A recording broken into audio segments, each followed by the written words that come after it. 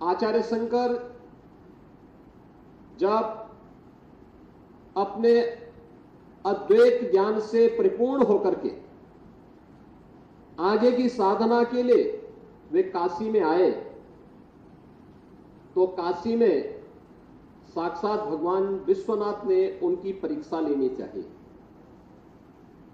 और उन्होंने इस बात को देखा कि प्रातःकाल जब ब्रह्म मुहूर्त में आदि शंकर गंगा स्नान के लिए जा रहे होते हैं,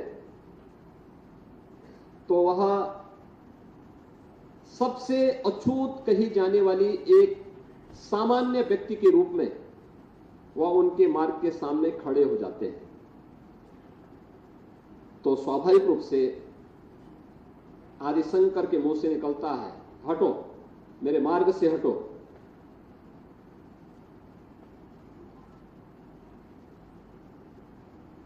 तो सामने से जो चंडाल होता है वह एक प्रश्न पूछता है कि आप तो अपने आप को अद्वैत ज्ञान के मर्मज्ञ मानते हैं, आप किसको हटाना चाहते हैं? आपका ज्ञान क्या इस भौतिक काया को देख रही है, इस भौतिक काया के अंदर बसे हुए ब्रह्म को देख रही है? अगर ब्रह्म सत्य है तो जो ब्रह्म आपके अंदर है वही मेरे अंदर भी है, और इस ब्रह्म सत्य को जान करके अगर आप इस ब्रह्म को ठुकरा रहे हैं तो इसका मतलब आपका ये ज्ञान सत्य नहीं है। तो उन्होंने, वे भौचक थे, एक चंडाल के मुंह से इस प्रकार की बात। उन्होंने कहा कि आप कौन हैं, मैं जानना चाहता हूं।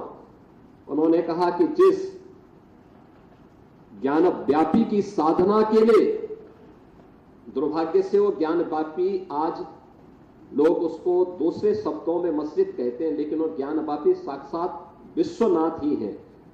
जिस ज्ञान व्यापी की उपासना के लिए आप केरल से चल करके यहां आए हैं, मैं उसका साक्षात स्वरूप विश्वनाथ हूं। तो वह उनके सामने नतमस्तक होते हैं और उन्हें इस बात का पश्चाताप होता है कि नहीं, ये जो भौतिक अस्पृश्यता है यह न केवल साधना के मार्ग का सबसे बड़ी बाधा है, बल्कि राष्ट्रीय एकता और अखंडता की भी सबसे बड़ी बाधा है। और इस बड़ी बाधा को अगर हमारे समाज ने समझा होता तो देश कभी गुलाम नहीं होता।